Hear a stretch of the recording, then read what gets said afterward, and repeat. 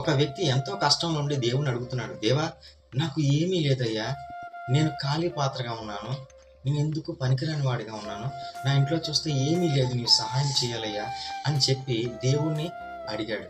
అడిగినప్పుడు దేవుడు ఆయన మొర ఆలకించాడు. ఎందుకంటే ఆయన ప్రార్థన ఆలకించేవాడు, ప్రేయర్ ఆన్సరింగ్ గాడ్ అని చెప్పబడినట్లుగా. విన్న దేవుడు పైనుంచి కనికరం చూపించి ఒక బంగారు గాజుని, వజ్రాలతో పొదిగిన గాజుని పైనుంచి జార వదిలినప్పుడు అది తన తలకు తగులుతూ కింద పడడం జరిగింది.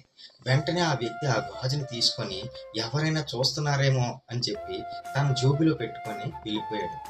ఇది నేను ప్రార్థన చేసిన తరువాత దేవుడు నాకు ఇది సహాయంగా పంపించాడేమో అనే ఆలోచన కూడా లేకుండా దాన్ని తీసుకొని ఖర్చు చేసుకొని సంతోషంగా ఉన్నాడు. మరలా కష్టం వచ్చేటప్పుడు దేవా, నాకు సహాయం చేయి అని చెప్పి ఆయన దేవుణ్ణి అడిగాడు. అడిగేటప్పుడు సహాయం చేసే దేవుని వైపు ఆయన చూడకుండా కిందన ఏమైనా దొరుకుతాయేమో అని ఆయన చూస్తూ ఉన్నాడు. అలా చూస్తున్న క్రమంలో దేవుడు ఏం చేశాడంటే చిన్న రాయిని అతని బుర్ర మీద వేశాడు. అది గాయం అవ్వాలని కాదు, కానీ చిన్న ఒక గులక రాయి వేసినప్పుడు అది తగిలిన వెంటనే ఆయన కేక వేసి ఎవరు నాకు రాయి ఇస్తారని పైకి చూడడం ప్రారంభించాడు. అప్పుడు దేవుడు ఆయనకి కనిపించడంతో, దేవా, నీవేనా?